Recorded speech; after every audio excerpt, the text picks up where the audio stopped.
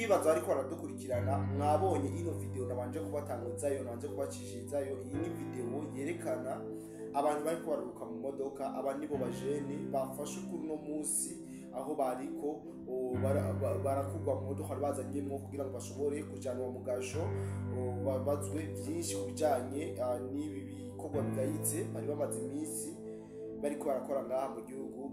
Shaka twababwira uko arabajene bagera ku 95 bavuye mu bihugu bigiye bitandukanye ngo twama tubabwira. Hari abanyarwanda, hari aba-Uganda, aba-Tanzania ndetse n'abanyakenya. N'ibyo haruro nyamwinshi urugwaruka mubonye rwariko rurasohoka mu modoka ndetse rujanwa mu gasho. Ariko twonababwira yuko mu gihugu cya Tanzania nyene hariko harategurwa imyigaragambyo karundura izohera ku igenezo rya 9 ukwezi kwa 12 uno mwaka turimo w'ibihumbi 2025. Murabyumva yuko ntabwo bicaye inyuma y'imisi mike bariko barabafata n'ubu bakibandanya bafata. Inyuma y'imisi mike bakoze manifestation ya mbere, urumva yuko ariko barategura yuko kwigenekerezo rya 9 naho bazoba basubiye kwihereza mu barabara kugira ngo bashobore kwiyamiriza uyu president asanzwe yatsinze amatora muri gihugu cya Tanzania, president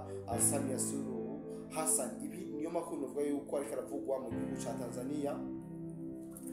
Ariko imbere yuko twinjira mu idonido tubabwire n'ibijanye n'amatangazo twigwaneho iri kirasohora n'amarira menshi, reka manze ndamutse abantu mwese mudukurikirana aho muherereye hose, by'umwihariko abari ngaha mu gihugu cyacu cyiza cy'u Burundi, hari abari mu Rwanda, muri Kenya, Tanzania, Uganda, Mozambique, South Africa, Zambia, aho muherereye hose muri Afrika, abari Burayi, abari Amerika, abari muri Aziya, mwese tubaramutse. Yese uko bisanzwe Jeko dinje tukwana kuri mikro ya BF4 plus tugiye kuyaganze cyane kuko turaza kubitira mu gihugu cya Kongo, turabe bijanye n'amatangazo ariko arasorwa na M23 aho berekana kababaro kenshi cyane inyuma yo gusekwa cyangwa kuko bitwiza kayabu cyangwa izakabwa n'igihugu n'ingabo z'u Burundi. No munsi turabona haso itangazo y'amarira menshi aho berekana yuko ingabo z'u Burundi zibageramiye ndetse bavuye mu misozi miremire ya Fizi babafashije cyane. Ariko twabwira yuko bo ari abakomeza kuvuga yuko barashe ingabo z'u Burundi, ariko tukaba dushaka nyamba bararashe FDNB kuri aya marira n'aya matangazo nivyikire. Dukomeza kumigwa uko bukeko bwije, dukomeza kumva inkinamico yaba bene wacu b'abanyamurenge, yabe ni wacu b'abanyarwanda, aho baba ariko baravuga amajambo novuga nko kwikina akungabo z'u Burundi. Ariko ibyo bigaragara tubona yuko igitinyiro kubatinya ingabo z'u Burundi uko zibarasa iyo badekonye zikamberera nabi biriko biratuma tubona ivyabo ko batubwira ngo babarashe mu gatwe tubona itangazo ibirebire n'amaproof ariko aratuka ko badakomeye, aho ingabo z'u Burundi ahubwo zabamereye nabi mu buryo canke ubundi. Amakuru twari makono babwira nuko muri Tanzania ko nayo imaze kubabwira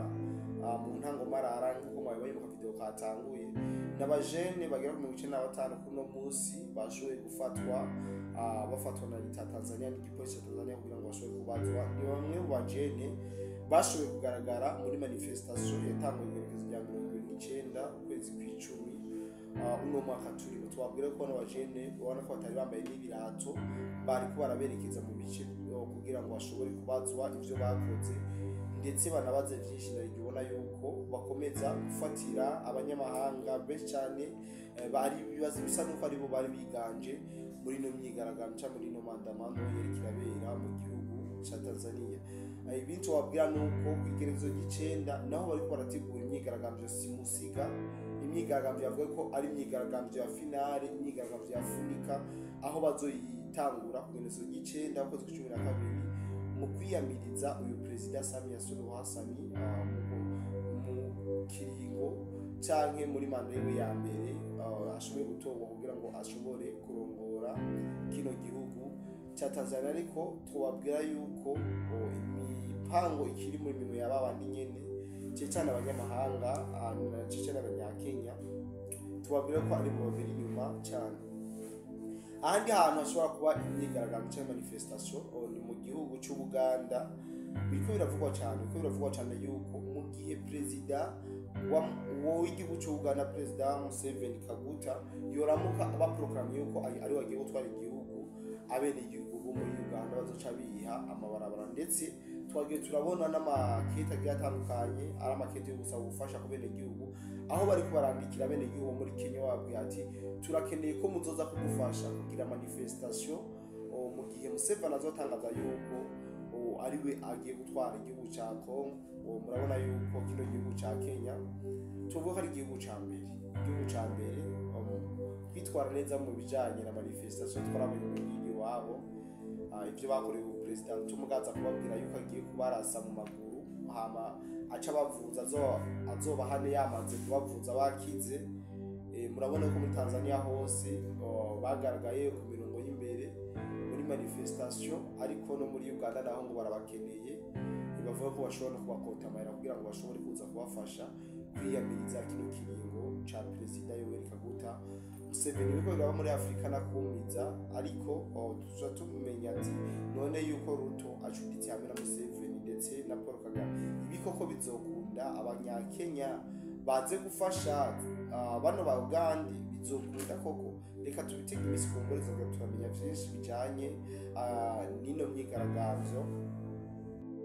myigaragambyo novuga ko idasanzwe iriko irabera mu gihugu ca Tanzania, ndetse igomba gutandukira no mu gihugu cy'Ubuganda. Murumva yuko tutoreka no kubabwira yuko ico bise de tabara canke abakoze manifestation 2015 nabo bari bakubita agatoki bavuga ati turakeneye gutera Uburundi umwanya n'umwanya, turakeneye kubatera vyanke ibi navyo. Reka turabe biraboneka neza ababise ngo generation Z ibintu ntibavyorosha mu karere kumbure. Reka tubitega amaso tuzogenda turamenya bishinzwe twabwira nuko muri Warikari imigwano irembanye, ndetse no muri Masisi kugera ku masaha y'umugoroba kuno munsi w'Imana imigwano myinshi yariko iraba, yariko irumvika, hariko harumvikana amasasu agiye akomeye cyane mu bice bigiye bitandukanye, marukarite agize Masisi agize Warikari amwamwe. Tubabwira ko ibintu bidasanzwe navyo kumbure turaza guhura mu kindigano kugira dushobore kubabwira ibiriko birabera hano ku butaka bwa Kongo. Ubona yuko bisa nuko bamaze kujya karuti, bakababwira ko mu Minembwe naho imigwano igikomeje. Minembwe imigwano iracakomeje, twigwanehire ashaka komora abasanzwe bariho bari muri coalition ya FARDC, nubwo biboneka neza ko ibitero bariko baragaba byose bariko barananirwa, bariko baratsindwa. Ibi rero ni ibintu bitwereka yuko zino nyeshamba z'igihugu cy'u Rwanda bisa nuko ziri ku musozo, ziriko ziratera igere rya nyuma, ariko bivuga muri rusange. Rero singombye kubarambira, yari incamake y'amakuru kumbure turongera dure mu biganiro byacu by'uno munsi. Ariko cyashimira cyane abantu bose twabanye, muri abantu b'agaciro, muri abantu beza cyane. Nizera yuko muri commentaire ndabizi muri abantu bacu, muri n'abavukanyi beza. Reka ndabike banure turongera duhure mu bindi biganiro